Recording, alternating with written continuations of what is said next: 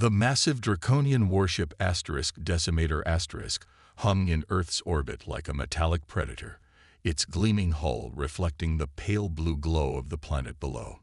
Commander Vex stood at the command center viewport, his scaled hands clasped behind his back, yellow eyes narrowed to slits as he watched the insignificant blue world turn beneath him. "Preparations for the final assault are complete," Commander reported Sub-Commander Threll, her voice a low guess. "Our fleet stands ready. The humans have no defenses that can withstand our combined firepower." Vex nodded, his expression unchanged. 3 Earth cycles we've blockaded this world. 3 cycles of their pathetic resistance, their futile diplomatic pleas. His lip curled in disgust. The High Council grows impatient. Today, we end this. He turned to face the command crew, each Draconian soldier standing rigidly at attention, their reptilian features betraying no emotion. "Send the signal to all ships," Vex ordered. "Begin the bombardment sequence on my." A strange vibration shuddered through the deck plates beneath his feet. Vex frowned, glancing down. "What was that?" he demanded. Threll moved quickly to a nearby console, taloned fingers dancing across the controls. "Unknown, Commander. Sensors are detecting an unusual energy signature emanating from the planet's surface." The vibration intensified. On the view screen, blinking red warnings appeared across the fleet status display. "Sir," called out the communications officer, panic edging into his voice. "We're receiving distress signals from the * claw of Rax's * and the * Void Serpent *. Show me," Vex snapped. The view screen shifted to show 2 of his most powerful destroyers enveloped in an eerie blue glow. As the command crew watched in stunned silence, both massive ships began to blur. There was no other word for it. Their outlines became indistinct, wavering like mirages in desert heat. "All ships, defensive protocols," Vex shouted. "Shields to maximum." "What weapon is this?" Threll's voice was shaking. "It's not a weapon our scanners recognize, sir. The energy pattern is unlike anything in our database." Vex felt it then. A strange pulling sensation, as though his very atoms were being gently tugged in multiple directions at once. The lighting on the bridge flickered. The stars visible through the viewports seemed to stretch. "Sir," Threll whispered, real fear in her voice now. "Look." The view screen showed their fleet, 50 of the most powerful warships in the Draconian Empire, all shimmering with the same blue energy. One by one, they were fading from view, like ghosts dissipating into morning mist. Vex reached for his emergency communicator to contact the High Council, but his hand passed right through it. He stared in horror as his own scaled arm became translucent. "What have they done?" he managed to whisper as the blue light intensified. The last thing Commander Vex saw before his ship and his consciousness dissolved completely was Earth, still turning serenely below, as though nothing unusual had happened at all. Dr. Elena Reyes jolted awake at her desk, papers stuck to her cheek. The emergency klaxon was blaring throughout the underground facility, red warning lights pulsing in rhythm with the deafening sound. "Dr. Reyes to the command center immediately," announced a tense voice over the intercom.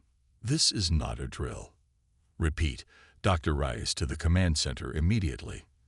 Elena wiped drool from her mouth, disoriented. She'd been up for, 40 hours straight? No. Working on final calibrations for Project Displacement. The room spun slightly as she stood. "Displacement," she muttered, suddenly fully awake. "Oh God, they didn't." She ran from her office, lab coat fluttering behind her as she sprinted down concrete corridors carved deep beneath the Rocky Mountains. The facility had been built in secret over a decade ago, when humanity first received the Draconian ultimatum: surrender Earth's resources or face extinction. 10 years of desperate work, 10 years of the world's brightest minds collaborating in absolute secrecy, searching for a way to save humanity from an enemy whose technology outmatched their own by centuries. Elena burst into the command center, breathing hard.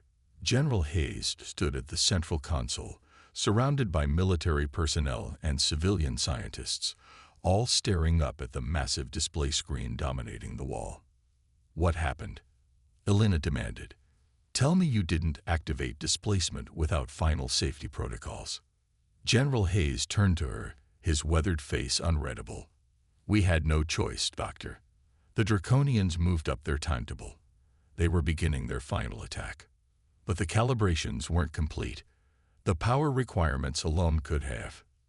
"See for yourself," Hayes interrupted, gesturing toward the screen. Elena looked up.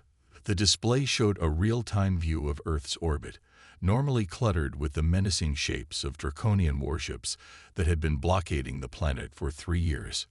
The ships were gone. All of them. That's not possible," Elena whispered. "The displacement field was only supposed to affect the flagship, maybe a few nearby vessels, not the entire fleet." Dr. Archie Singh, her research partner, appeared at her side. His usually immaculate appearance was disheveled, dark circles under his eyes. "The resonance cascade," he said quietly. "It must have propagated throughout their entire fleet through their linked shield network." Did we just kill them all?" Elena asked, horrified. Hayes shook his head. "We don't believe so. All readings match your theoretical models for successful displacement. They'd been moved, not destroyed." "Moved where?" Elena demanded. "The calculations weren't finished. We have no idea where they could have ended up or what state they're in." The command center fell silent. Finally, Dr. Singh spoke, his voice barely audible. "Wherever they are, they're intact. And when they figure out what happened," he didn't need to finish the thought. Elena stared at the empty space on the screen where the Draconian fleet had been just hours before. They'd bought Earth some time, but at what cost? And how long before the Draconians found their way back, more determined than ever to annihilate the species that had dared to challenge them? "We need to prepare," she said finally. "They'll be back, and they'll be furious." Chapter 2. Aftermath. 3 months after the displacement event, Elena stood at the window of her new office in the United Earth Defense Headquarters in Geneva. Spring sunlight sparkled on Lake Geneva, the city bustling with activity below. To casual observers, it looked like any beautiful day in Switzerland, not like a planet preparing for the potential return of an existential threat. A knock at her door drew her attention. "Come in," she called. Captain Maya Chen entered, crisp in her blue UED uniform. At 34, Chen had already distinguished herself as one of Earth's most brilliant tactical minds during the initial Draconian encounters. Now she served as liaison between the scientific division and military command. "Dr. Reyes," Chen said with a nod, "the council is assembled and waiting." Elena sighed, gathering her tablet and notes. "Are the satellite feeds ready?" "Yes, Doctor, and we've confirmed reports from the Lunar Observatory as well." They walked together down the gleaming corridor of the headquarters building, a structure that hadn't existed before the displacement. The vanishing of the Draconian threat had united Earth's governments in ways previously unimaginable. Resources once directed toward petty conflicts were now focused entirely on preparing for the enemy's return. "How bad is it?" Elena asked quietly as they approached the council chambers. Chen's expression remained professional, but Elena saw the concern in her eyes. "The anomalies are appearing exactly where you predicted. The dimensional fabric is becoming unstable." Elena closed her eyes briefly. Just as she'd feared, they entered the Grand Council chamber, where representatives from Earth's 12 unified regions sat around a circular table. General Hayes stood at a podium, presenting data that made Elena's stomach tighten. "At least 17 spatial anomalies detected in the past week alone," Hayes was saying, "each one accompanied by the same energy signature we recorded during the displacement event." "Thank you, General," said Chairwoman Okafor, her deep voice resonating in the chamber. She was a formidable presence, formerly Nigeria's most respected physicist, before being elected to lead the council. "Dr. Reyes, we need your assessment." All eyes turned to Elena as she took her place at the podium. The situation is exactly what we feared might happen. She began, bringing up her data on the main display. When we activated Project Displacement, we used technology reverse-engineered from the Draconian ship that crashed in Argentina 5 years ago. We fundamentally understood how to create the effect, but not all of its consequences. She displayed a three-dimensional model of space-time, with distortions appearing as dark ripples. The displacement didn't just move the Draconians to another location, it shifted them into a parallel dimensional plane. But that shift created tears in the fabric between dimensions. Those tears are growing. What does that mean in practical terms, Doctor? Asked Counselor Zhao from the Asian Alliance. It means two things, both troubling, Elena replied. First, these tears could potentially allow the Draconians to find their way back to our dimension more quickly than we anticipated. And second, she hesitated, knowing how her next words would sound. We may have destabilized the dimensional boundaries between multiple realities, not just ours, and the one where we sent the Draconians.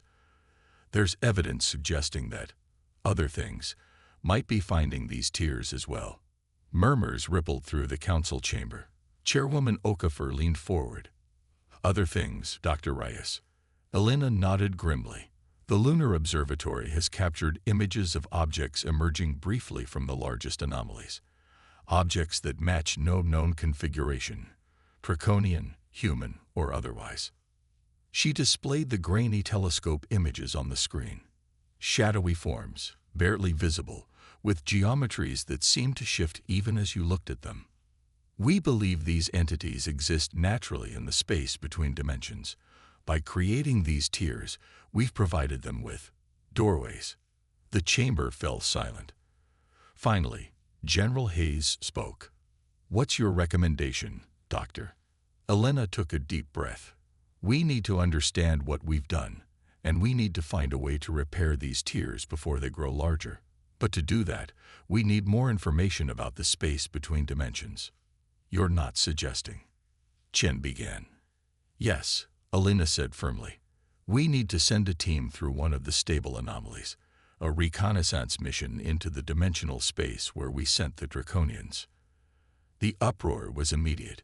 Counselors shouted objections, security officers exchanged alarmed glances, and General Hayes closed his eyes in resignation. Chairwoman Okafor raised her hand, silencing the chamber. You're proposing we send humans into the same unknown realm where we banished an enemy fleet that wants nothing more than to annihilate us. Yes, Elena replied simply. Because if we don't learn how to close these tiers, we may face threats far worse than the Draconians. And ironically, the technology we need to understand is most likely on their ships. This is madness, muttered Counselor Ramirez from the South American Coalition. Perhaps, Elena acknowledged. But I'll be leading the mission myself. More protests erupted, but Elena stood firm. As the arguments raged around her, her thoughts drifted to the tablet in her hand, specifically to the classified data she hadn't shared with the Council. The analysis showing that the dimensional tiers were growing exponentially, not linearly as her public report suggested. If she was right, they had weeks, not months, before the barriers between dimensions collapsed entirely. Whatever risks the mission entailed, they paled in comparison to that alternative. Chapter 3. The Volunteer. This is a terrible idea, Dr. Singh said, not for the first time, as he helped Elena pack equipment in the preparation bay. You're too valuable to risk on this mission. Send me instead. Elena shook her head, carefully placing sensor arrays into a padded case. We both know I understand the displacement technology better than anyone. If there's any hope of gathering the data we need, it has to be me. Then I'm coming too, Singh insisted. No. One of us needs to stay here to analyze whatever I send back, and to continue the research if the mission fails. The unspoken reality hung between them. The first human voyage into another dimension could very well be a one-way trip. The preparation bay doors slid open, and Captain Chen entered, accompanied by a tall man Elena didn't recognize. He had dark skin, close-cropped hair, and moved with the fluid confidence of someone completely comfortable in his body. Most striking were his eyes, deep green and unnervingly perceptive. "Dr. Reyes," Chen said formally, "this is Commander Eli Quan. He'll be leading the security detail for your mission." Quan extended a hand. "Doctor, an honor to meet you." Elena shook his hand, noting his firm grip. "I wasn't aware we'd settled on a military component to the mission, Captain." "The Council insisted," Chen replied. "Commander Quan has selected a small team of specialists, all volunteers." "With respect, Doctor," Quan said, "you're proposing to enter territory potentially occupied by an enemy force that considers us an existential threat. Going in without security would be suicide." Elena studied him. "And you volunteered for this?" A flicker of something, pain, defiance, crossed Quan's face. "I did." "Why?" "My family was in Sydney when the Draconians hit it 3 years ago. Testing our defenses, they called it." His voice remained steady, but Elena saw his jaw tighten. 2 million people died in an afternoon, including my husband and daughter. The preparation bay fell silent. Elena remembered the Sydney attack all too well, the Draconians' demonstration of what would happen if Earth continued to resist. "I'm sorry," she said quietly. Quan nodded once, all emotion gone from his face. "I've reviewed your preliminary mission plan. My team has suggestions for improvements regarding security protocols." "I'm sure they do," Elena said dryly, turning back to her equipment. "But this isn't a military operation, Commander. It's a scientific mission." "With all due respect, Doctor, it's both." Quan's voice remained level. "The moment we step through that anomaly, we're in hostile territory. My job is to ensure you can complete your scientific objectives while keeping everyone alive." Elena was about to argue when the facility alarm blared. Red emergency lights bathed the preparation bay. "What now?" Sane muttered. Captain Chen's communication device buzzed.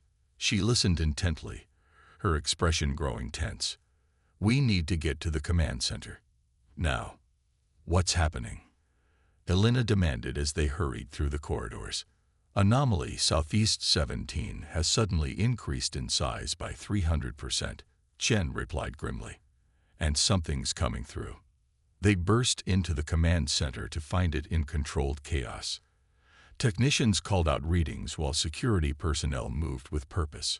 On the main screen was a live satellite feed of the South Pacific Ocean, where a shimmering distortion hovered 50 meters above the water surface. "Status," Chen barked. "Anomaly began expanding 20 minutes ago," reported a technician. "Energy signatures match displacement patterns, but at much higher intensities. We're detecting a solid mass beginning to materialize within the distortion." Elena stared at the screen, transfixed. The distortion rippled like heat waves over desert sand, but within it, a dark shape was becoming visible, metal gleaming dully as it solidified. "Magnify," ordered General Hayes, who had appeared beside them. The image zoomed in, revealing an unmistakable sight: the angular prow of a Draconian vessel pushing through the dimensional tier. "They're coming back," whispered Singh. But as more of the object emerged, Elena frowned. Something was wrong. The design was Draconian, yes, but the ship itself appeared damaged, scorched. Sections of hull plating were missing entirely, revealing darkened interiors. "Are we detecting any power signatures?" she asked. A technician checked his readings. "Minimal, Doctor. Nothing consistent with operational systems." As they watched, the ship fully materialized, a Draconian scout vessel, the smallest class in their fleet. It hung motionless for a moment, then slowly tilted nosewise downward and plunged into the ocean below. "No attempt to stabilize," Commander Quan noted. "That ship is dead in the water. Literally now." "I want a recovery team there immediately," Hayes ordered. "Full containment protocols." "Sir," Chen interjected, "recommend extreme caution. This could be a trap." "Agreed, but we can't miss this opportunity," Hayes replied. "Dr. Rice, Your mission just changed. Instead of going through an anomaly, you'll be examining whatever we recover from that ship."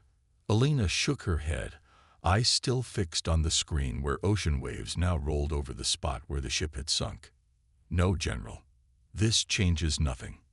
In fact, it makes my mission more urgent." "Explain," Hayes demanded. "That ship didn't come through under its own power. It was pushed, or expelled, from the other side. The damage patterns suggest it was in a battle." She turned to face Hayes directly. "Something is happening on the other side of that dimensional barrier, General. Something that may explain why we haven't seen the full Draconian fleet return yet. We need to know what it is." Hayes studied her face, then nodded slowly. "Prep your team. You depart in 24 hours. As the command center continued its frantic activity, Alina caught Commander Quan watching her with an unreadable expression. "Second thoughts, Commander?" she asked quietly. Quan's green eyes were steady. "No, Doctor. But I think you should know. That ship didn't just show battle damage. The pattern of hull breaches was consistent with something breaking out, not in." Alina felt a chill run down her spine as she considered the implications. All the more reason to find out what's happening on the other side. "Agreed," said Quan. "But let's be prepared for the possibility that the Draconians may not be our biggest problem anymore." Chapter 4. Through the Looking Glass. The anomaly designated Northeast 12 hung in the air before them, a shimmering vertical pool of distorted reality 2 meters across. Located in a remote area of the Icelandic highlands, it had proven to be the most stable of all the tiers they'd been monitoring. The perfect candidate for their desperate mission. Alina stood before it in her specially designed suit, a hybrid of space and hazard gear developed specifically for interdimensional travel. Around her neck hung the quantum tether device, their lifeline back to Earth. Beside her, Commander Quan and his 3-person security team were similarly equipped, though their suits featured additional tactical elements. Final comms check, called Lieutenant Rodriguez, the mission's technical specialist. One by one, they confirmed their systems were operational. The modified drones they would deploy for reconnaissance floated silently behind them, waiting to be activated once they crossed over. Dr. Singh approached Alina, his expression grim. "The tether has never been tested under these conditions. If the quantum link fails, then we improvise," she finished for him. "We've gone over this, Archie. The calculations are sound." "Theory isn't practice," he countered, but handed her the activation key nonetheless. 36 hours. That's how long the tether will maintain connection before requiring a reset from this side. If you're not back by then. Alina nodded, understanding the unspoken. If they weren't back in 36 hours, Singh would have to decide whether to maintain the connection, potentially endangering Earth if hostile forces discovered it, or sever the link, stranding them. "We'll be back," she promised, trying to sound more confident than she felt. General Hayes approached, flanked by Captain Chen. "The Council has authorized this mission under extreme protest," he informed them. "Your primary objective is data collection on the nature of the dimensional barrier and conditions on the other side. Secondary objective is to determine the status of the Draconian fleet." "And if we encounter hostile forces?" Quan asked. "Evade and return immediately," Hayes replied firmly. "This is not an engagement mission. We need information more than we need heroes." "Understood, sir," Quan acknowledged.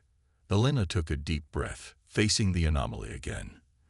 The air around it wavered like heat rising from hot pavement, occasionally flashing with blue-white energy. Sensors couldn't tell them what lay on the other side, only that something did. "Initiating tether synchronization," she announced, activating the device around her neck. It hummed softly, a blue light pulsing at its center. Dr. Singh monitored the readings from a safe distance.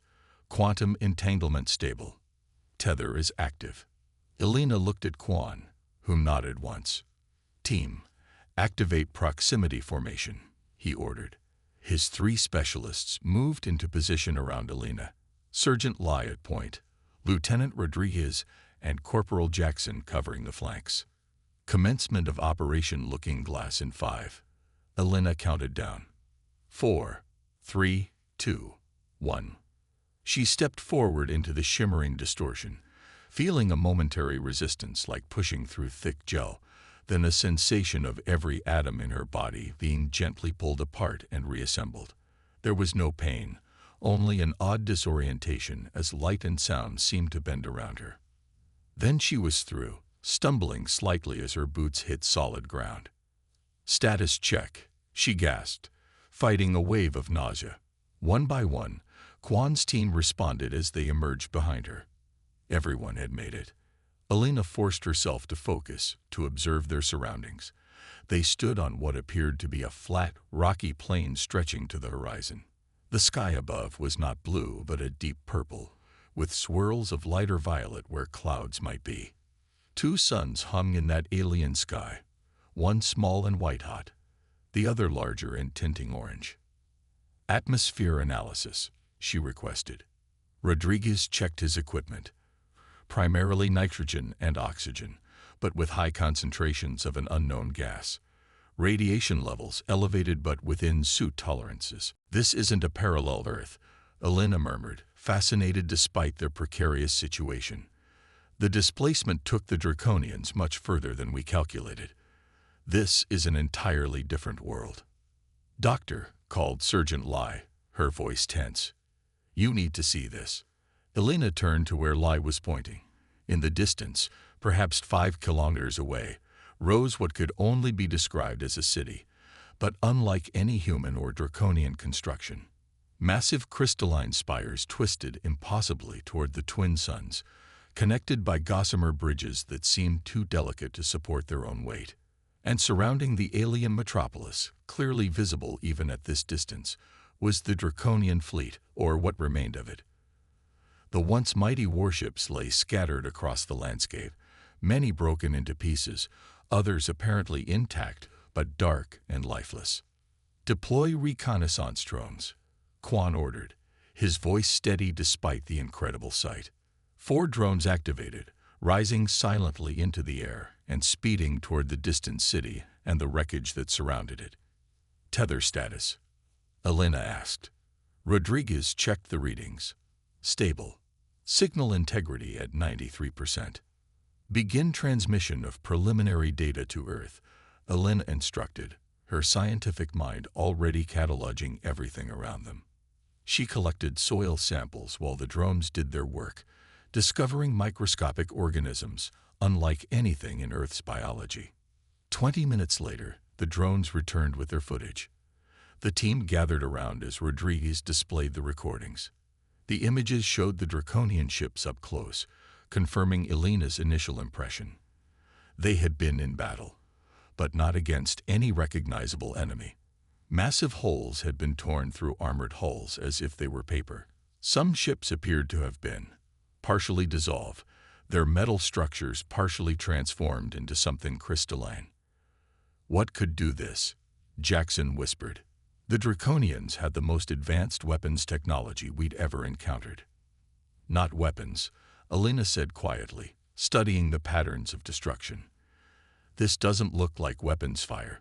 It looks more like consumption." The drone footage shifted to the Crystal City. Up close, the structures were even more alien.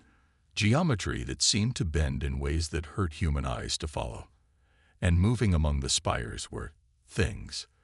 The camera's focus had trouble locking onto them, as if they existed partly in another phase of reality.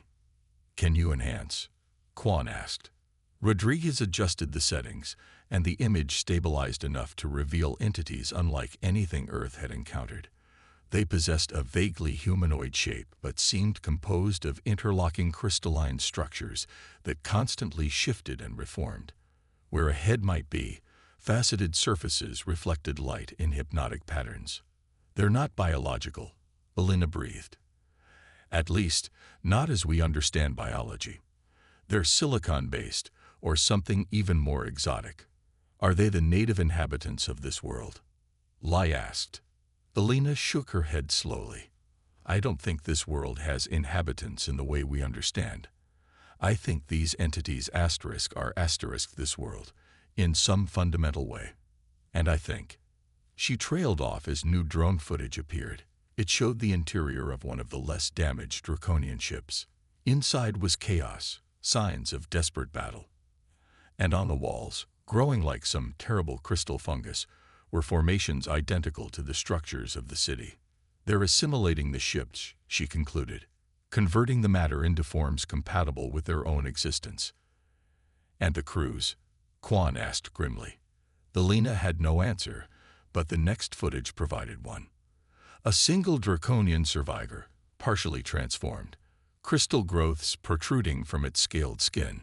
It looked directly at the drone, eyes still recognizably reptilian, but filled with unimaginable agony. Its mouth moved in what might have been a plea or a warning. "Shut it off," Quan ordered, and Rodriguez complied immediately. The team stood in stunned silence, processing what they'd seen. "We have what we came for," Quan said finally. "These crystal entities are clearly hostile. We should return to Earth immediately with our findings." Alina nodded, but her scientific curiosity warred with her horror. Just a few more samples. The composition of these crystals could be crucial to understanding. A low, musical tone interrupted her, seeming to come from all directions at once. The sound resonated through their suits, making the material vibrate uncomfortably. "What is that?" Jackson demanded, raising his weapon instinctively. "Unknown," Rodriguez replied, checking his instruments. "But it's generating an energy pattern similar to the dimensional tiers." "They've detected us," Alina realized. "The crystalline entities, they can sense the tether." "Defensive formation," Quan barked. "Prepare for immediate withdrawal." The musical tone intensified, becoming a chorus of overlapping harmonies that made Alina's head pound. The ground beneath them began to vibrate in resonance.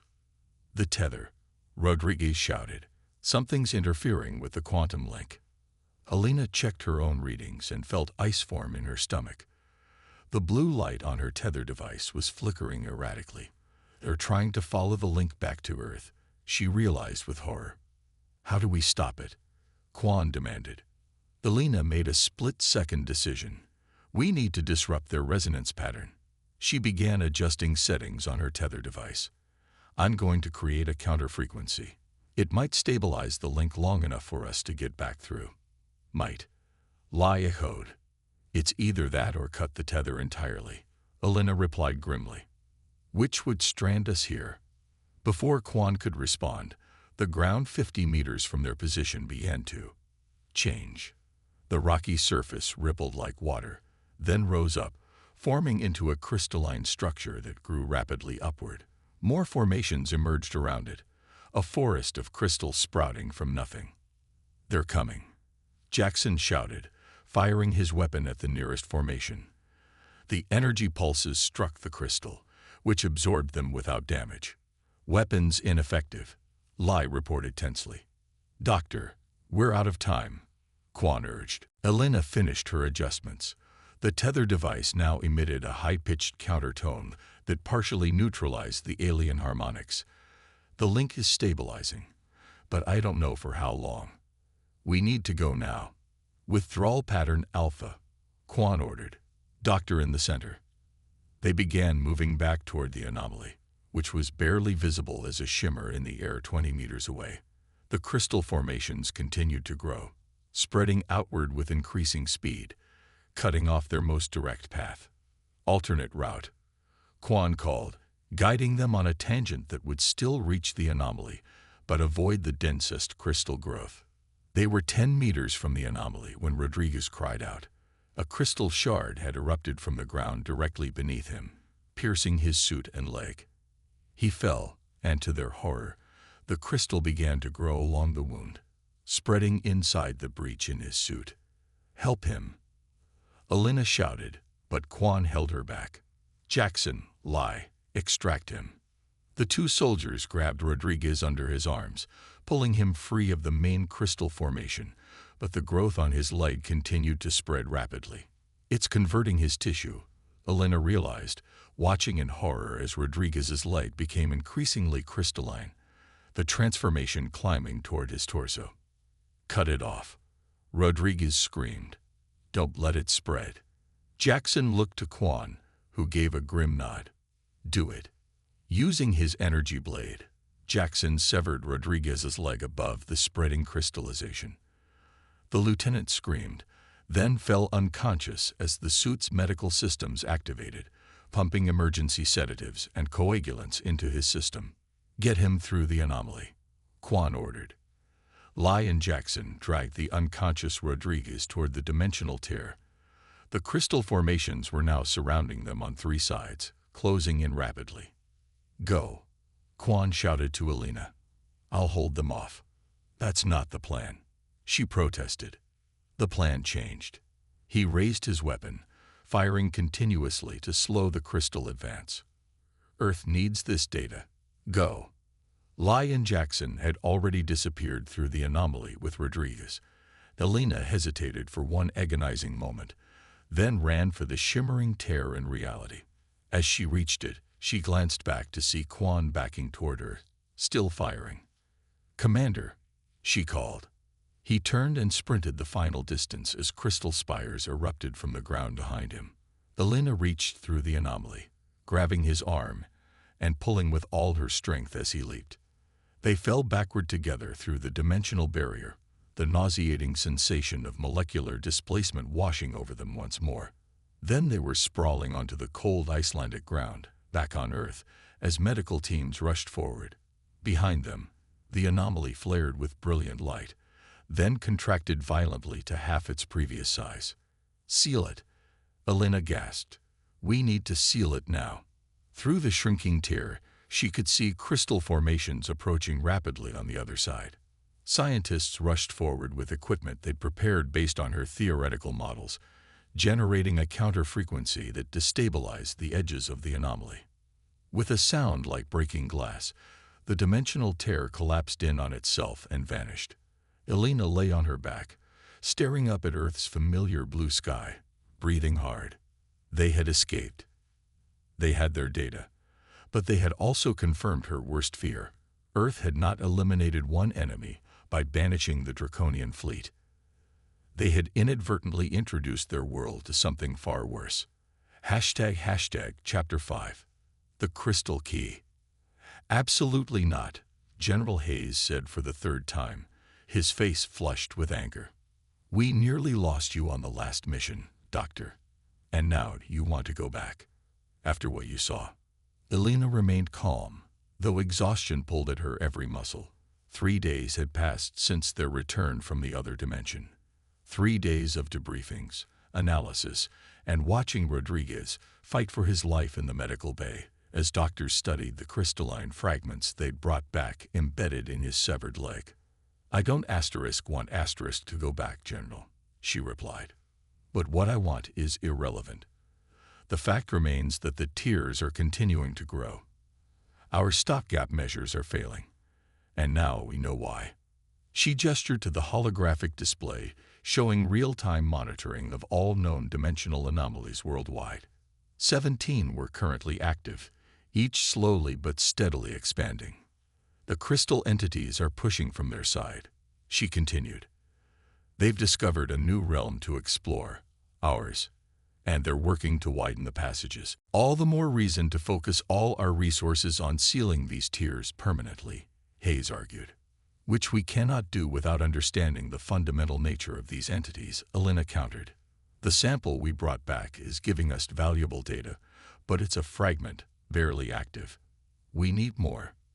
The conference room fell silent as the leadership team considered her words.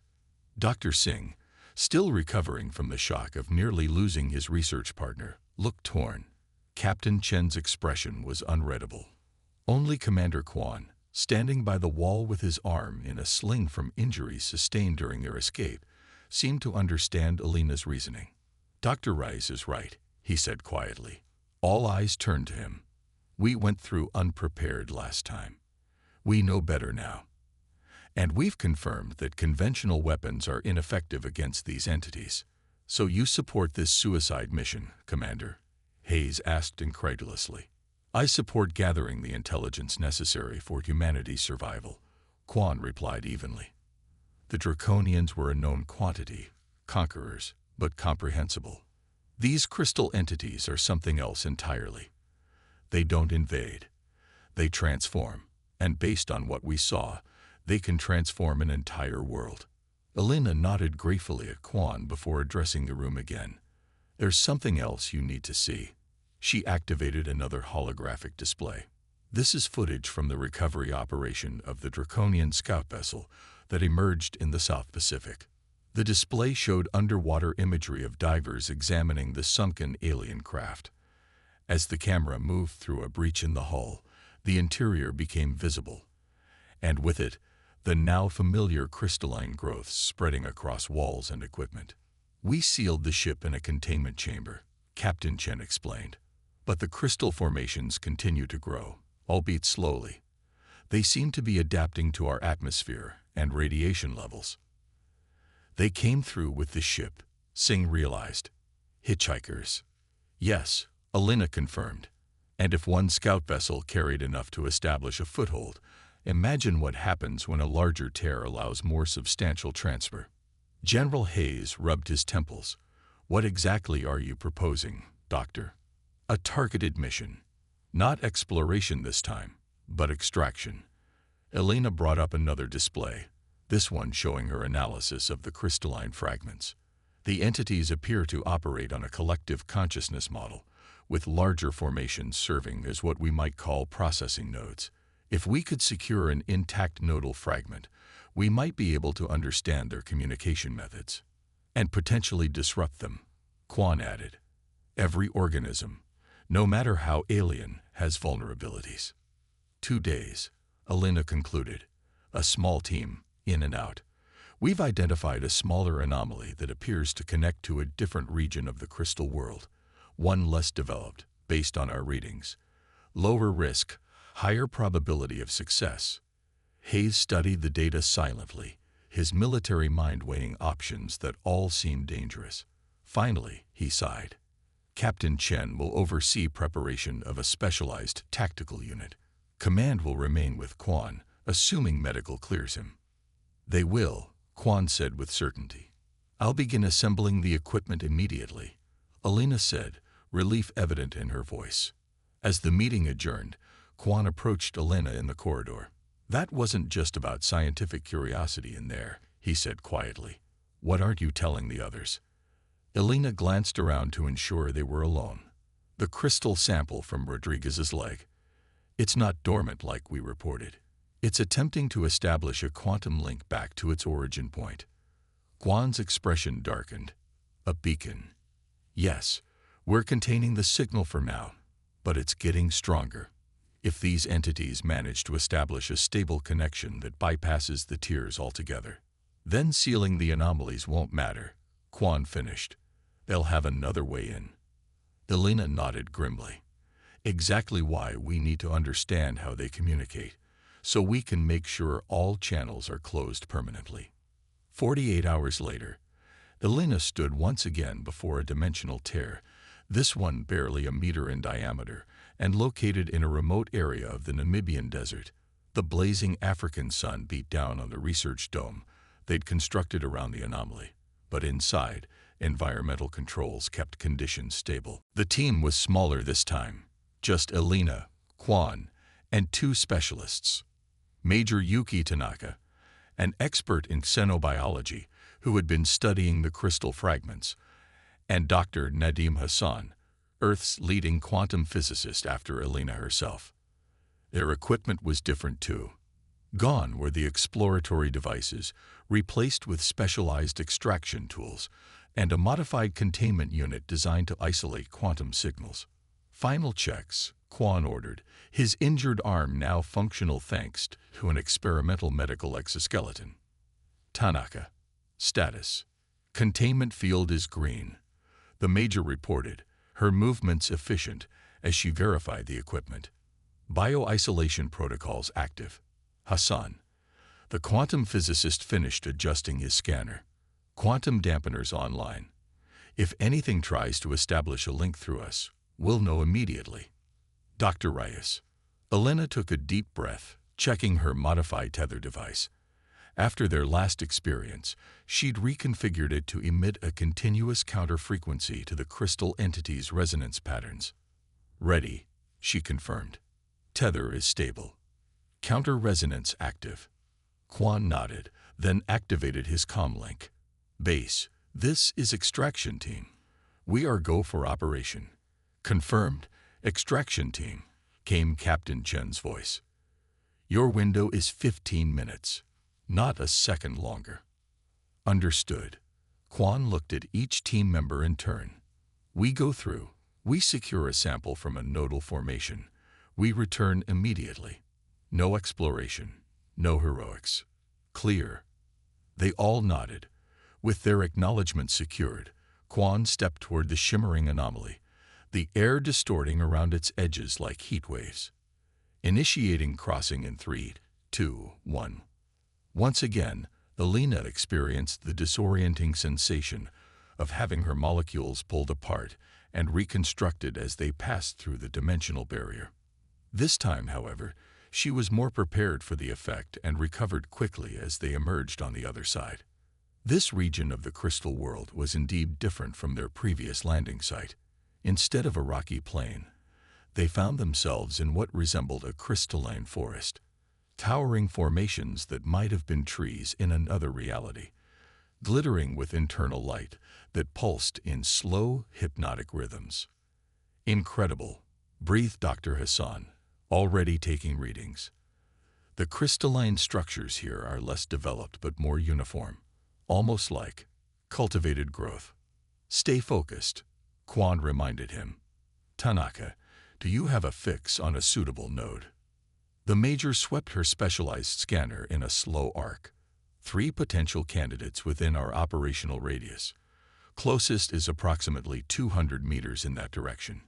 She pointed toward a clearing in the crystal forest. Move out, Quan ordered.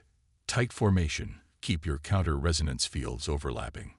They proceeded cautiously through the alien landscape. Unlike their previous expedition, they encountered no signs of the Draconian fleet here. This region appeared untouched by conflict, the crystal formations growing in patterns that suggested natural development rather than aggressive conversion of foreign materials. The light filtering through the crystalline canopy created unpredictable rainbow patterns across the ground beneath their feet. The air itself seemed to shimmer with suspended particles that occasionally coalesced into briefly visible shapes before dispersing again. The entire ecosystem is silicon-based, Tanaka noted. Even the particles in the atmosphere are microcrystalline structures. They'd reached the clearing Tanaka had identified. At its center stood a formation unlike the others, a spiraling column of crystal that rose about 3 meters high, with smaller formations branching from its central mass. Unlike the surrounding structures, this one pulsed with a more complex rhythm of light, cycling through patterns that almost resembled code. That's it, Elena said quietly. A processing node. Hassan's scanner confirmed her assessment. It's outputting quantum signals consistent with the fragments we studied, but at a much higher complexity. Can we extract a viable sample without triggering a defensive response? Quan asked. Tanaka approached the formation cautiously, scanner extended. I believe so. The node appears to be modular. These smaller protrusions, she indicated crystalline structures extending from the main mass, seemed to function as independent units while remaining connected to the central consciousness. Like branches that can become new trees if separated, Elena suggested. Precisely. Tanaka removed specialized cutting equipment from her pack. I can isolate one without disrupting the main node's integrity. Do it, Quan ordered. Hassan, monitor for any change in signal patterns. Rise, keep the counter-resonance field stable. Working with precision, Tanaka approached the crystal node. As she activated the cutting tool, a focused sonic device designed to create clean fractures in crystalline structures, the team held their breath. The crystal responded with a slight increase in its luminosity, but showed no other reaction as Tanaka carefully separated a branch-like protrusion approximately 30 centimeters long from the main mass. "Sample secured," she reported, quickly transferring the crystal to the containment unit. The unit sealed automatically, its internal field activating to isolate any quantum signals. "No change in the node's output pattern," Hassan confirmed. "I don't think it registered the extraction as damage." "Let's not wait around to find out," Quan said. "We have what we came for." Back to the anomaly. They retraced their steps through the crystal forest, moving more quickly now but maintaining their vigilance. Alina kept glancing at the containment unit in Tanaka's hands, where the crystal sample continued to pulse with internal light, apparently unaffected by its separation from the larger node. They were 50 meters from the anomaly when Hassan's scanner emitted a warning tone. "Energy spike in the anomaly," he reported tensely. "Something's changing." They emerged from the crystal trees to see the dimensional tier fluctuating wildly, expanding and contracting in rapid pulses. "What's happening?" Quan demanded. Alina checked her readings and felt her blood turn cold. "The counter-resonance field is failing. Something on our side is interfering with the tether." "Base, come in," Quan called into his comm. Only static answered. "The link is degrading. We need to move now." They sprinted toward the unstable anomaly. As they drew closer, Alina could see through the fluctuating tier, glimpses of the research dome on the other side, but something was wrong. Alarms were flashing, and she could make out figures moving frantically. The crystal sample from Rodriguez, she realized with horror. It must have activated somehow, interfering with our tether. "Options," Quan demanded. Alina made quick calculations. "The anomaly is going to collapse. We can't all make it through before that happens." "Unacceptable," Quan stated flatly. "Wait," Hassan interjected. "The containment unit. It's designed to transmit data through quantum entanglement.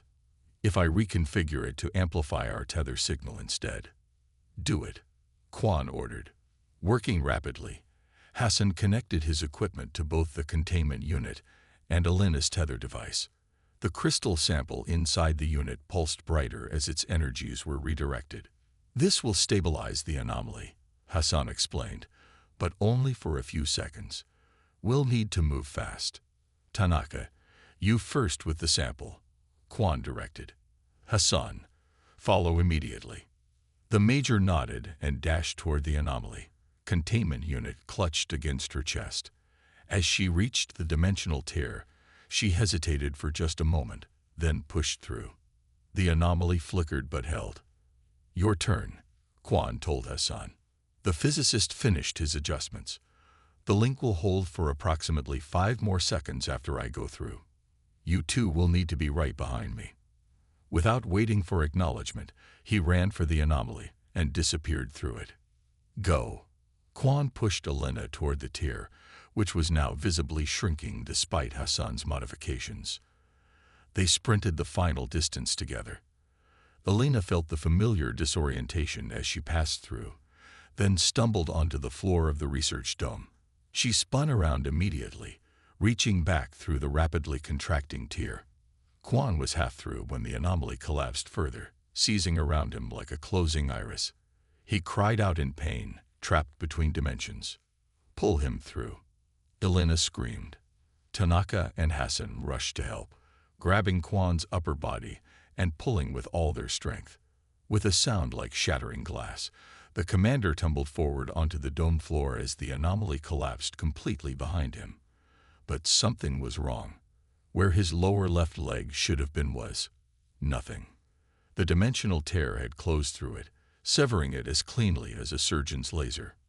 Medical teams rushed forward as Quan lay gasping in shock, the wound cauterized by the very energy of the collapsing tear. "Secure the sample," Alina ordered, forcing herself to focus despite the chaos. "Full containment protocols." Zez medics worked frantically to stabilize Quan. Alina turned to find Captain Chen standing in the dome entrance, her expression grave. "What happened?" Alina demanded. "The tether was stable until something interfered." Chen's voice was tight. The crystal fragment from Rodriguez. It evolved somehow. Broke containment 20 seconds after you went through. We managed to resecure it, but not before it emitted some kind of quantum pulse. Elena felt sick. Their worst fears were being realized. The crystal entities were adapting, learning, finding new ways to establish connections between dimensions. "Where's the sample now?" she asked. "Maximum containment. Triple shielded facility." Chen looked toward the unit Tanaka still held. "Is that a processing node fragment? Intact and active?" Elena straightened her shoulders, forcing down her exhaustion and horror. "Get it to the lab immediately. And get me everything we have on the Draconian ship's propulsion system." "The Draconian ship?" Chen looked confused. "What does that have to do with everything?" Elena interrupted. "I think I know how to stop the crystal invasion. But we're going to need Draconian technology to do it. Chapter 6. Enemy of my enemy. Commander Vex had survived 3 interstellar wars, 8 assassination attempts, and countless battles across the stars. But nothing in his long military career had prepared him for the humiliation of captivity on a primitive world. He sat rigidly in his cell, a transparent cube of some polymer his claws couldn't scratch, watching the humans scurry about their laboratory like insects. They thought their containment was secure. They were wrong. The only reason he remained was simple. He had nowhere else to go. The door to the laboratory hissed open. Vex's eyes narrowed as Dr. Elena Reyes entered, accompanied by the human military officer who had questioned him previously. Behind them came 2 guards with weapons trained on his cell. "Commander Vex," Elena addressed him directly. "We need to talk." Vex regarded her coldly. "There is nothing to discuss, human. You destroyed my fleet, condemned my crew to a fate worse than death. Any words between us are meaningless." "We didn't know," Elena said. "The displacement was meant to relocate your ships to another point in space. We had no idea it would send you to that place. Ignorance is no excuse for what you did." Vex hissed. "My entire fleet, 10,000 of the Empire's finest warriors, all lost to those abominations." Elena glanced at the officer beside her, then back to Vex. "That's why we're here. The crystal entities are finding ways through the dimensional barriers. They're coming here next. We need your help to stop them." A harsh, barking sound emerged from Vex's throat, a draconian laugh, though there was no humor in it. "Now the primitives want my help, after everything you've done." "This isn't about humans or draconians anymore," Elena said firmly. "This is about survival, for both our species." Vex rose to his full height, nearly 7 feet of scaled muscle and predatory grace. Even contained, he projected menace with every movement. "Why should I care if your world falls to the crystals? Perhaps I would enjoy watching your species suffer as mine has." "Because you're the only survivor we found who encountered them directly and escaped," Elena replied. "You managed to pilot a scout vessel back through a dimensional tear while your crew was being transformed. You know something about these entities that we don't." Vex's expression changed subtly, a tightening around his reptilian eyes, a slight flaring of the scaled ridges above them. "What makes you think I escaped? Perhaps they let me through. Perhaps I am already one of them." The guards tensed, but Elena remained calm.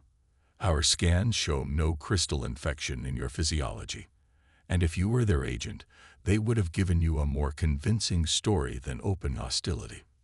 For the first time, something like respect flickered in Vex's yellow eyes. "Perceptive, for a human." "We don't have time for posturing," Elena pressed. "Every day, more tears appear in the dimensional barriers. Our containment measures are failing. Whatever grudge you hold against humanity, I doubt you want to see our world, or any world, fall to the crystal entities." Vex was silent for a long moment, studying her. Finally, he spoke, his voice lower. "You have no concept of what you're facing. The crystals aren't invaders or conquerors. They're transformers. They don't destroy worlds. They convert them, molecule by molecule, into extensions of themselves. We've observed their convergent process, Alina acknowledged. But we need to understand how they communicate, how they coordinate. Our studies of their fragments suggest a quantum entanglement method, but we can't decode it. Because you're thinking in 3 dimensions, Vex replied. The crystal consciousness exists in at least 5. Their communication doesn't just cross space. It crosses potential realities. Alina's eyes widened. That's how they're strengthening the tiers. They're pulling at quantum probabilities, finding paths of least resistance between dimensional planes. Precisely. Vex moved closer to the transparent wall of his cell. And they're patient. They don't need to send armies through your tiers. A single fragment is enough. Given time, it will convert your entire world. Then how did you escape? The military officer demanded. If they're so unstoppable, how did you get a ship back through? Vex's gaze shifted to the officer, cold and calculating, because Draconian ships are equipped with dimensional stabilizers. Our empire spans vast distances. We developed technology to strengthen the fabric of space-time around our vessels, preventing micro-tiers that could damage them during faster-than-light travel. Alina's breath caught. You reversed the stabilizers. Yes, Vex confirmed. Instead of reinforcing dimensional integrity, I reconfigured the system to exploit existing weaknesses. It created a temporary passage back to normal space. But the effort burned out the drive completely. Could the same technology be modified to seal the tiers permanently?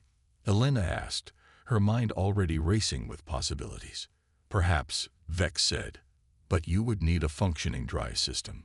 Mine was destroyed in the escape. We have the wreckage of your scout ship, the officer informed him, and research teams studying Draconian technology salvaged from previous encounters. Insufficient. Vex dismissed with a wave of his clawed hand. A scout vessel's dimensional stabilizer lacks the power output required for what you're suggesting. You would need a capital ship's drive system, at minimum. Alina exchanged a significant glance with the officer before addressing Vex again. What if we could get you to a capital ship? Vex went very still. Explain. One of the dimensional tiers has stabilized at a significantly larger aperture than the others, Alina said. Our analysis suggests it connects to a region of the crystal world where much of your fleet crashed, including what appears to be an intact battle cruiser. You want to send me back there, Vex stated flatly. To my death. We want to send a joint team, Alina corrected. Your knowledge of Draconian systems combined with our understanding of the tiers. A targeted mission to recover or adapt a capital ship's dimensional drive for our purposes. And what do I gain from this suicide mission? Vex demanded. The officer stepped forward. Freedom. Assist us successfully, and you'll be provided with a long-range vessel. Not one of your warships, but something capable of reaching the nearest Draconian outpost. You would let me return to my empire, knowing I would bring back a fleet to finish what we started. We're betting that after facing the crystal entities, you might reconsider whether humanity is your true enemy, Alina said quietly. And we're running out of options. Vex studied them both, his calculating mind visibly weighing possibilities. I will need to see your data on the tiers and the crystal entities, all of it, and your analysis of Draconian technology. I must know what I'm working with before I agree to anything. Agreed. Alina said immediately. But we need your decision within 24 hours. The tiers are growing faster than we can contain them. As they left the containment area, Commander Quan fell into step beside Alina, his new prosthetic leg making his gait slightly uneven. You trust him? He asked quietly. Not remotely, Alina replied. But he's telling the truth about the crystal entities.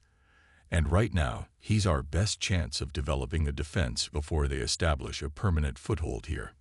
The Council won't like this, Quan warned, arming a Draconian commander with our research, sending him back with access to his own technology. The Council isn't offering better alternatives, Alina said grimly. And time is running out. 20 hours later, Elena stood in the UED's primary research laboratory, watching as Vex, still under heavy guard, examined their findings on the dimensional tiers. The Draconian commander moved with a predator's efficient grace, his scaled fingers manipulating the holographic displays with surprising dexterity. "Your analysis is crude but fundamentally sound," he acknowledged grudgingly. "The crystal entities are indeed exploiting quantum uncertainty to strengthen the connections between dimensions. Can Draconian dimensional stabilizer technology be adapted to counter this?" Elena asked. Vex manipulated the display, bringing up schematics of the recovered scout ship. "Yes and no. The principle is viable, but the execution is problematic. A scout ship stabilizer could seal perhaps one small tear. The larger ruptures, or multiple tears simultaneously, would require something much more powerful, like the battle cruiser's drive system," Dr. Singh supplied. He had joined them for this session, though his distrust of Vex was evident in his tense posture. "Precisely," Vex confirmed. "A capital ship stabilizer could be modified to emit a counter-resonance field across a wide area, essentially hardening the dimensional boundaries against intrusion. But we'd need to recover crucial components from the cruiser," Elena concluded, "in territory now controlled by the crystal entities." "Not just components," Vex corrected, "the entire central core. And we would need to adapt it while keeping it powered. Once the core loses energy, the crystalline matrix inside degrades rapidly. That complicates extraction," Quan noted from where he stood by the door. "We'd essentially need to keep the system running while we remove and transport it." "Yes," Vex agreed. "A task that would be challenging even for a full Draconian engineering team with proper equipment. For a small mixed group under hostile conditions." He let the implication hang in the air. "The mission would be nearly impossible." "Nearly, but not entirely. I've analyzed your data on the cruiser's location and condition," Vex continued. "If it is indeed the *Eventide*, as I suspect, and if its primary systems remained intact during the crash, there may be another option." "Which is?" Elena prompted when he paused. Vex's yellow eyes gleamed. "Rather than extracting the dimensional core, we'd repurpose it where it stands. Reconfigure it to generate a massive counter-resonance pulse that would seal all tiers simultaneously." "A one-time pulse?" Singh asked skeptically. "The tiers would eventually reform." "Not if the pulse is calibrated correctly," Vex countered. "The crystal entities maintain the tiers through constant quantum manipulation. Disrupt that pattern with sufficient force, and the natural stability of dimensional boundaries reasserts itself." "You're talking about a dimensional shockwave," Elena realized. "One powerful enough to reset the quantum state across multiple realities." "Yes," Vex confirmed, "but it would require precise calibration, direct access to the cruiser's core systems, and enough power to generate a pulse of sufficient magnitude." "And how do we escape before this shockwave hits?" Quan asked, his voice hardened by suspicion. Vex's expression revealed nothing. "The cruiser's emergency teleportation system could be reconfigured to lock onto the dimensional tier. It would return us to your world moments before the pulse activates." "Convenient," Quan muttered. "No plan is without risk, human," Vex replied coldly. "But consider the alternative. Your world transformed into a crystal wasteland, every living thing converted into an extension of their collective consciousness. Is that fate preferable to trusting me?" The room fell silent as they considered his words. Finally, Elena spoke. "We'll present your proposal to the council. If approved, we depart in 12 hours. As the guards escorted Vex back to his containment cell, Quan approached Elena. "He's planning something," he said quietly. "That Draconian isn't suddenly concerned with saving Earth out of the goodness of his heart." "Of course he isn't," Elena agreed. "But right now, his survival instinct aligns with our goals. The crystal entities are a threat to his empire as much as to Earth." "And after?" Quan pressed. "If we succeed." Elena's expression was grim. "Let's focus on surviving first. Then we can worry about what comes after." #Chapter 7. Worlds between worlds. The dimensional tear designated Southeast 21, pulsed with eerie blue light, its edges fluctuating like a living thing. At 5 meters across, it was by far the largest stable rupture they'd discovered, large enough for their modified transport vehicle to pass through intact. Elena checked her equipment one final time as the team made preparations around her. The mission had been approved, but only after hours of heated debate in the Council. Many had argued against trusting Vex, against risking Earth's best scientific minds on what could easily be a trap. In the end, the lack of alternatives had won out. Their team consisted of Elena and Dr. Singh representing the scientific division, Commander Kwan, and a special tactical unit of 5 soldiers for security, and Vex himself, still wearing restraints that could be remotely activated if he attempted betrayal. Each member carried specialized equipment designed for both defense against the crystal entities and the technical work they would need to perform on the Draconian cruiser. Final checks, Kwan ordered. His prosthetic leg had been upgraded for the mission, now virtually indistinguishable from his natural limb and function. Sound off. One by one, the team confirmed their readiness. Only Vex remained silent, his yellow eyes fixed on the dimensional tear before them. Without his armor, dressed in the same protective suit as the humans, he seemed somehow less intimidating, though no less dangerous. Commander Vex, Kwan prompted. Status. The Draconian shifted his gaze to Kwan. I am prepared, he said simply. Though your equipment is primitive, it kept us alive last time, Elena pointed out. Barely, Vex replied, but offered no further comment. The modified transport, essentially a heavily armored all-terrain vehicle equipped with additional dimensional shielding, hummed as its systems came online. Based on their previous encounters, they knew conventional weapons were ineffective against the crystal entities.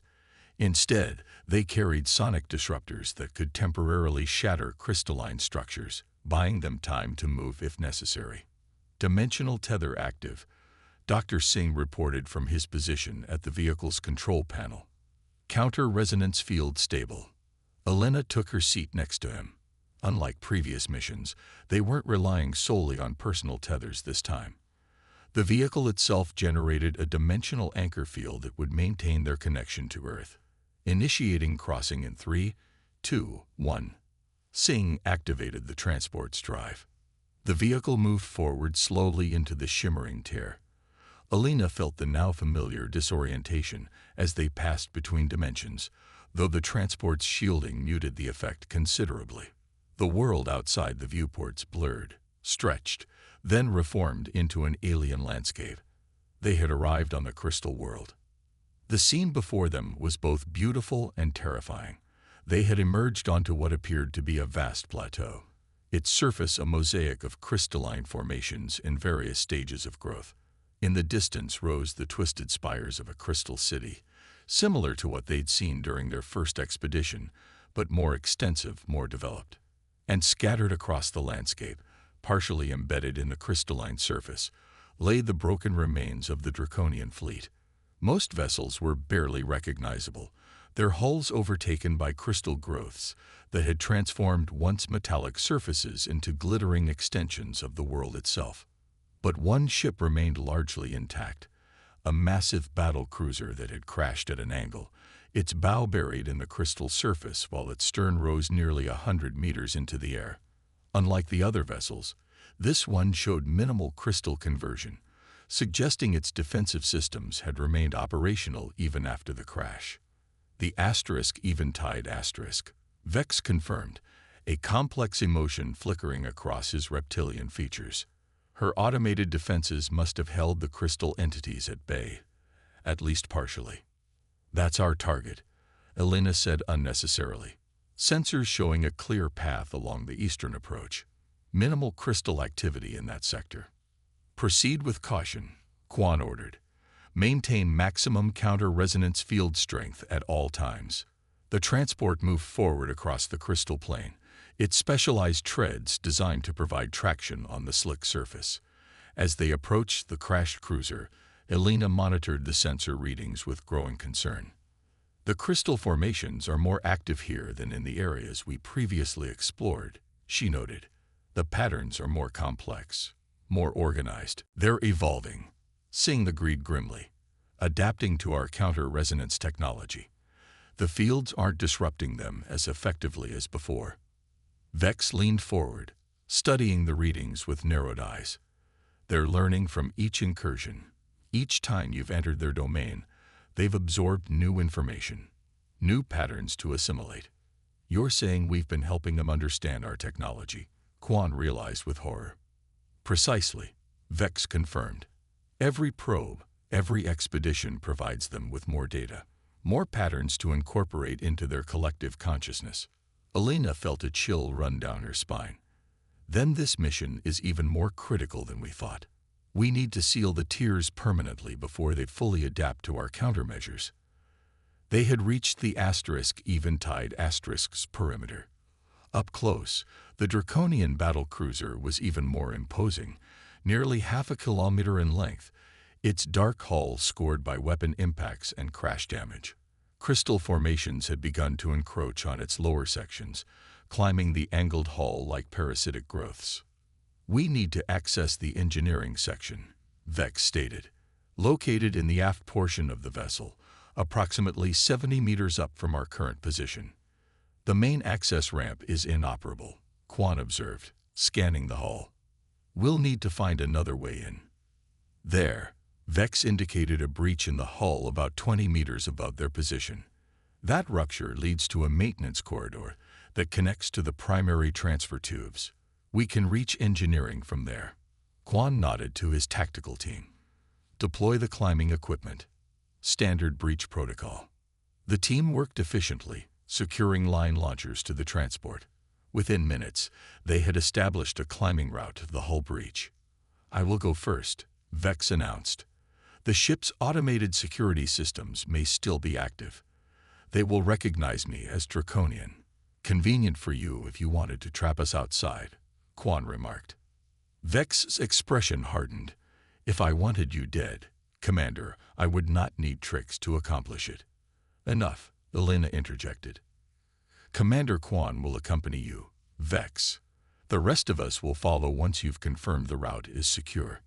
Neither male looked pleased with the arrangement, but both nodded in agreement.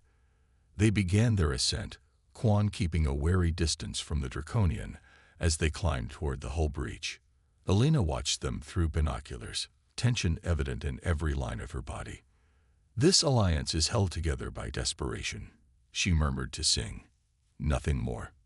Necessity makes for strange bedfellows, Singh replied philosophically, though I wouldn't turn my back on that one for a moment. Trust me, I won't, Elena assured him. Quan's voice came through their comms. We've reached the breach. Interior appears clear of crystal formations. Atmosphere is thin but present. Vex is bypassing a security lockout on the inner door. Minutes later, they received confirmation that the route was secure. The rest of the team began their ascent, the tactical unit helping transport the heavy equipment packages essential to their mission. Elena climbed steadily, trying not to look down at the crystalline landscape below. As she neared the hull breach, she noticed something disturbing. The crystal formations at the base of the ship seemed to be moving, growing more rapidly, as if responding to their presence. Singh, she called over the comm. Are you seeing this? Yes, came his tense reply. The crystals are accelerating their growth pattern. They know we're here. Everyone double time, Quan ordered. Get inside the ship now. The team scrambled up the final stretch of their climb. Elena pulled herself through the hull breach just as crystal formations began to spiral up the climbing lines below, their growth accelerating with each passing second. The last team member barely made it inside before Quan activated the emergency hull seal, cutting off the crystalline tendrils that had nearly reached the breach. That was too close, Elena breathed, watching through the newly sealed barrier as crystal formations continued to spread across the outer hull. They're more aggressive than in previous encounters, Singh noted, checking his equipment. Definitely adapting to our presence. This way, Vex interrupted, already moving down a darkened corridor. We must reach engineering before the crystals penetrate the ship's primary systems. The interior of the Draconian vessel was unlike anything Alina had seen before. The corridors were angular and efficient, designed for utility rather than comfort. Emergency lighting cast everything in a dim red glow, creating long shadows that seemed to move as they passed. Life support is operating at minimal capacity, Vex explained as they moved deeper into the ship. Internal defenses appear to be functional in some sections, which explains why the crystal intrusion has been slowed. What about survivors? One of Quan's tactical team asked. Vex's expression remained impassive. If any crew remained aboard, they are long dead, or worse. They passed through what appeared to be crew quarters. Alina tried not to look too closely at the dry dark stains on the floor and walls. Whether the crew had died in the crash or afterward, their fate had clearly been violent. How much further to engineering? Quan asked, his weapon raised as they approached a junction in the corridor. 2 levels up, Vex replied. The primary lift systems are inoperative, but there should be maintenance access nearby. He stopped abruptly, raising a clawed hand in warning. The team froze, listening. A faint musical hum echoed through the corridors, similar to the sound they'd heard from the crystal entities before, but distorted, as if filtered through the ship's metal structure. They're inside the hull, Vex whispered. Communicating. Which direction? Quan demanded. Vex's eyes narrowed as he oriented himself. Multiple sources. They're approaching from both forward and aft sections. They're hurting us, Alina realized. Cutting off our route to engineering. Then we make a new route, Quan decided. He gestured to one of his specialists. Vasquez, structural scan. The specialist activated a portable scanner, projecting a 3-dimensional model of their immediate surroundings. Service shaft directly above us leads to the upper engineering level. We need to breach the ceiling panel. Do it, Quan ordered. While 2 team members prepared breaching equipment, Vex studied the structural model with narrowed eyes. That route passes through the auxiliary control systems. The defense grid there may still be active. Can you deactivate it? Alina asked. Possibly, if we can access a command terminal. Sane pointed to a recessed panel on the wall. Is that what we need? Vex moved quickly to the panel, his clawed fingers working the unfamiliar controls with practiced ease. The panel illuminated with Draconian script scrolling rapidly across its surface. Defense systems are active but degraded, he reported. I can create a safe corridor through Sector 7 Alpha, but it will divert power from other systems. Do it, Quan instructed. Vex entered a series of commands. The ship responded with a deep, resonating hum as power redistributed through its damaged systems. Breach ready, Vasquez announced, positioning the equipment beneath the ceiling panel. Execute, Quan ordered. The breaching charge detonated with a controlled thump, cutting a clean hole in the ceiling. As the smoke cleared, they could see the service shaft above, its interior mercifully free of crystal growths. Move quickly, Vex urged. The power diversion will not go unnoticed by the crystal entities. One by one, they climbed into the shaft, the tactical team taking point while Singh and Alina followed, with Vex and Quan bringing up the rear.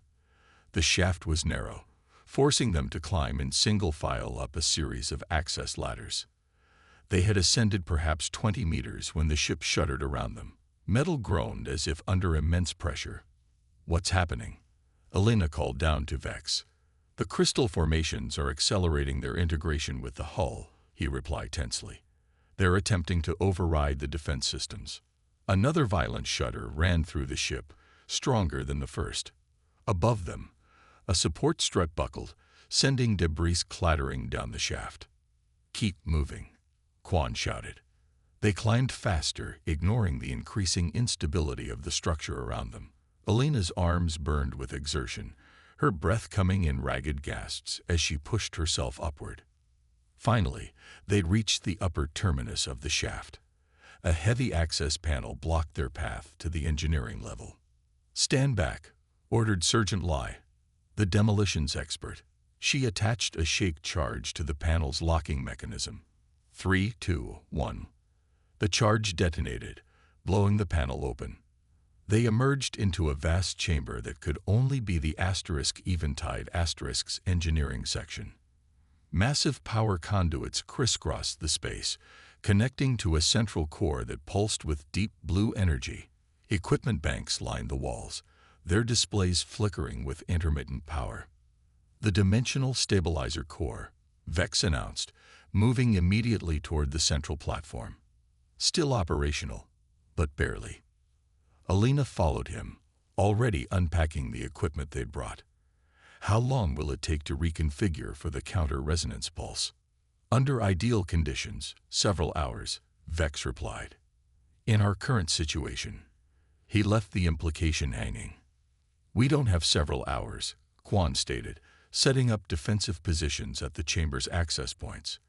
Those crystal formations will break through eventually. Then we work fast, Alina said firmly. Sing, begin the power conversion sequence. I'll start analyzing the core's resonance patterns. They worked with frantic efficiency, each person focused on their assigned task. The tactical team secured the entrances to engineering, setting up sonic disruptors at strategic points. Vex and Alina worked directly on the core systems, while Sing interfaced their equipment with the Draconian technology. An hour into their work, the first warning came. Movement in the North Corridor, reported Corporal Jackson. Crystal formations advancing, growing faster than before. Activate sonic barriers, Quan ordered. The barriers hummed to life, creating fields of destructive resonance that would temporarily shatter any crystal formations attempting to pass through. But Alina knew they were only delaying the inevitable. Status, Quan called to her. Core reconfiguration at 60%, she reported without looking up from her work. But we're encountering resistance from the ship's automated systems. They're fighting our changes. Can you override? Quan asked Vex. The Draconian commander's claws danced across the control interfaces. I am attempting to, but defensive subroutines are deeply embedded. The ship recognizes the core modifications as potentially catastrophic. It's not wrong, Alina muttered as she rerouted another power conduit. Another tremor ran through the ship, stronger than before. In the distance, they heard metal rending as crystal formations forced their way through the hull. North barrier breached, Jackson called. Crystals adapting to the sonic frequency. Fall back to secondary positions, Quan ordered. Adjust disruptor frequencies to pattern alpha. The sounds of battle reached them, the high-pitched whine of disruptors firing, followed by the crystalline shattering of the entities. But for each formation destroyed, 2 more took its place, learning and adapting to the weapons with each encounter. We need more time, Sing said, frustration evident in his voice. The power conversion is destabilizing. Alina looked up from her work, her mind racing. The ship's defensive grid, can we reroute it to generate a localized counter-resonance field? Buy us the time we need. Vex considered for a moment, then nodded. Possible, but it would drain power from life support and remaining structural integrity fields. Do it, Quan decided. We either succeed now or not at all. Working together, Vex and Alina reconfigured the ship's defensive systems, focusing all available power into a counter-resonance field centered on engineering. The effect was immediate. The crystal advance slowed, though it didn't stop entirely. That's bought us maybe 20 minutes, Sing estimated, returning to the power conversion. They worked in tense silence, each second precious as they raced to complete the modifications. The battle outside engineering continued, the tactical team gradually forced to retreat as the crystal entities adapted to each new defensive measure. Core reconfiguration at 85%, Alina announced. Sing, how's the power conversion? Stabilized, but we're getting dangerous feedback loops. The dimensional mathematics are proving challenging. Let me see. Vex moved to Sing's position, examining the calculations. Your model is flawed. The dimensional constants in a five-dimensional matrix follow Krellian progression, not linear expansion. Singh looked skeptical, but allowed the Draconian to adjust the equations. To Elena's surprise, the power fluctuations immediately stabilized.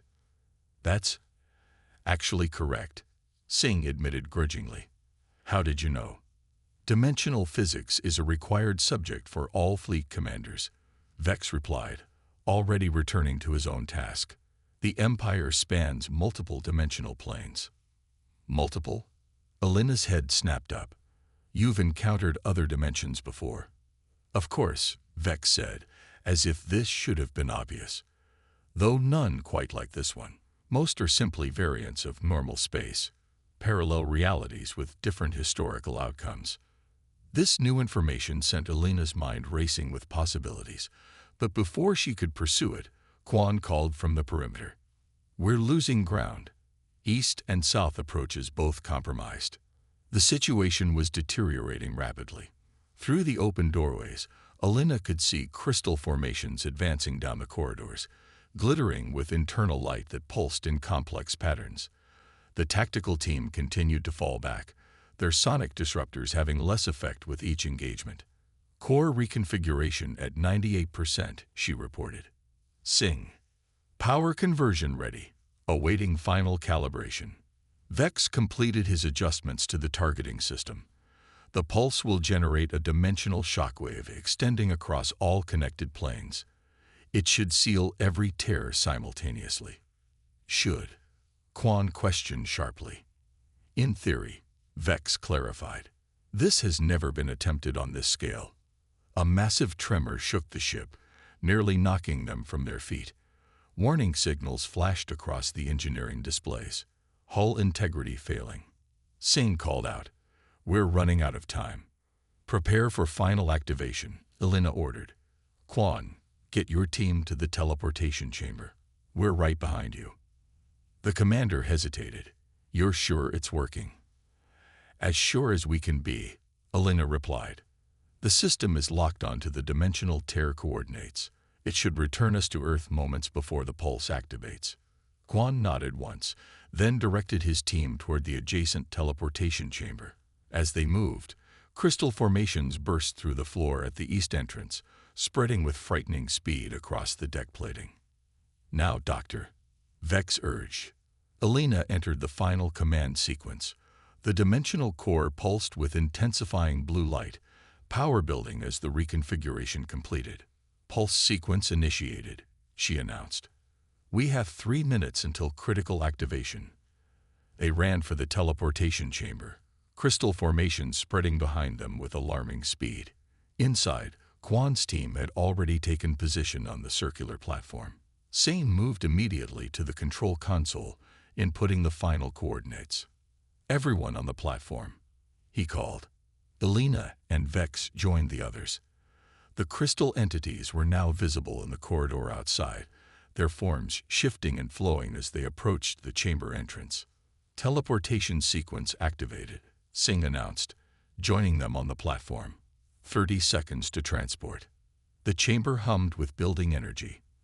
Elena watched the doorway tensely as crystal formations reached the threshold, then began to spread across it, blocking their view of the corridor beyond. 10 seconds. Singh counted down. 9, 8. The crystal growth accelerated, entering the chamber itself now, advancing toward the platform. 3, 2, 1. The world dissolved around them in a flash of light. Elena felt the familiar disorientation of molecular displacement, but something was wrong. The sensation continued longer than it should have, the light around them pulsing with irregular patterns. When reality finally reasserted itself, they found themselves not in the UED facility as planned, but sprawled across a rocky plateau under Earth's familiar blue sky. "Where are we?" Quan demanded, helping his team to their feet. Elena activated her locator. "Northern Mongolia." "We're on Earth, but not at the designated arrival coordinates." The teleportation was affected by the building pulse, Vex explained, already scanning the horizon. "The dimensional interference shifted our arrival point." "The pulse? How long?" Singh asked urgently. Alina checked her equipment. Less than a minute now. Everyone brace yourselves. We don't know exactly how the shockwave will manifest here. They took cover behind rocky outcroppings, watching the sky anxiously. For several tense seconds, nothing happened. Then the air itself seemed to ripple, as if reality were a pond into which someone had dropped a massive stone. The ripple expanded outward in all directions, passing through their bodies with a sensation like static electricity. In its wake, the world seemed momentarily brighter, colors more vivid, sounds sharper. Then everything settled back to normal, except it wasn't normal at all. The tears, Alina whispered, checking her instruments. They're closing. All of them, simultaneously. The readings confirmed it. Across the globe, every dimensional anomaly was shrinking rapidly, their energy signatures fading until they vanished entirely. The pulse had worked exactly as Vex had predicted. We did it, Singh breathed, a mix of relief and disbelief in his voice. We actually did it. The team's celebration was short-lived. As they regrouped, Quan's sharp eyes noticed something, or rather, someone, missing. Where's Vex? He demanded. They looked around frantically, but the Draconian commander was nowhere to be seen. The teleportation must have separated us, Alina suggested, though doubt crept into her voice. The interference could have. Or he planned this all along, Quan interrupted grimly. Set different coordinates for himself. Alina's mind raced with possibilities, none of them comforting. Had Vex manipulated them? Had the entire mission been part of some larger Draconian strategy? We need to get back to headquarters, she decided. Now. 3 days later, Alina stood at the window of her office in Geneva, watching the sunset paint the lake in gold and crimson. The dimensional tiers had remained closed, with no signs of reopening. Earth was safe, at least from the crystal entities. A knock at her door interrupted her thoughts. She turned to find Captain Chen entering, her expression unreadable. You've found him, Alina guessed immediately. Chen nodded once. Satellite tracking located him 8 hours ago. A remote area in the Atacama Desert. What's he doing? Building something. Our analysts think it's a communication array of some kind. Alina felt a chill run down her spine. He's contacting the Draconian Empire. That's our assessment, Chen confirmed. A strike team is prepping now. We can have him in custody within 12 hours. Alina turned back to the window, considering. No, she said finally. Let him make contact. Doctor. Chen's surprise was evident in her voice. The crystal entities are still out there, Captain. In that other dimension, continuing to evolve, to adapt. The barriers are sealed now, but for how long? Days? Years? Eventually, they'll find another way through. And the Draconians, they were ready to wipe us out before. Alina smiled grimly. Perhaps, but now they have a more pressing enemy to consider, one that nearly destroyed their most powerful fleet. Understanding dawned in Chen's eyes. You think Vex will convince them to focus on the crystal threat instead of us? I think we just became the lesser of two evils, Alina replied. And sometimes, that's enough. Chen nodded slowly. I'll inform General Hayes of your recommendation, but we'll continue monitoring Vex's activities. Of course. And Captain, we should accelerate the adaptation of Draconian technology. Whatever peace we've bought is temporary at best. After Chen left, Alina returned to her contemplation of the sunset. They had survived, both the Draconian invasion and the crystal entity threat. But for how long? In the vast multiverse they had glimpsed, threats could come from anywhere, at any time. The human race would need to be ready. And despite everything they had endured, Alina couldn't help but feel a scientist's curiosity about what lay beyond those sealed tiers. What other dimensions existed? What other forms of life might they encounter? The universe, no, the multiverse, had just become infinitely more complex and infinitely more fascinating. In the barren expanse of Chile's Atacama Desert, Commander Vex adjusted the final component of his communication array. The primitive materials he'd been forced to use were barely adequate, but they would serve his purpose. The array hummed to life, sending a tightly focused quantum signal piercing through space toward the nearest Draconian outpost. It would take days for a response, but Vex was patient. He had survived when thousands of his fellow warriors had not. He could wait a little longer. His message was simple, but would send shockwaves through the Empire's high command. Asterisk crystal entity threat confirmed. Earth possesses dimensional technology beyond expected capabilities. Recommend immediate reassessment of conquest priorities. First Conquest Fleet Commander Vex, awaiting extraction. Asterisk. As the signal transmitted outward to the stars, Vex turned his gaze toward the night sky. Something fundamental had changed in the cosmos. Barriers once thought impenetrable had been breached. Dimensions once separated were now connected, however tenuously. The humans had no idea what they had started. But they would learn, as would the Empire. The multiverse was awakening, and the old rules no longer applied. In the distance, a shooting star streaked across the sky. Vex watched it fall, wondering what new threats or opportunities awaited them all in the vast, unexplored dimensions beyond. #epilogue. Echoes. 1 month later, Dr. Elena Reyes stood in the secure observation room, watching the object that had crashed in the Brazilian rainforest 3 days prior. It wasn't draconian in design. Its smooth, curved hull bore no resemblance to their angular warships. Nor was it of human origin, despite its seemingly metallic construction. Any response to our attempts at communication? She asked the technician monitoring the array of sensors. None, Doctor. No detectable transmissions of any kind. Elena frowned. The object, approximately 20 meters in diameter, had appeared suddenly on radar, descending rapidly before impact. It had penetrated Earth's atmosphere without triggering any thermal signatures, as if it had simply appeared in the sky. What about the material composition scan? The technician shook his head. Results are inconclusive. The outer shell appears metallic but doesn't match any known element or alloy.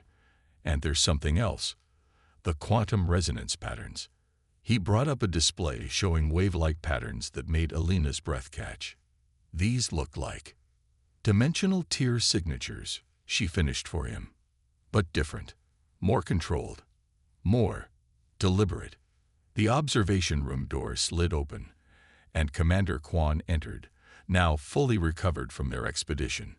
"You should see this," he said without preamble, handing her a tablet. The screen showed satellite imagery of a vast Draconian fleet, at least 30 warships, in high Earth orbit. But they weren't moving toward the planet. They were holding position, apparently making no hostile actions. "They arrived 20 minutes ago," Quan explained. "Just appeared, similar to our visitor down there. No conventional approach detected." "Have they made contact?"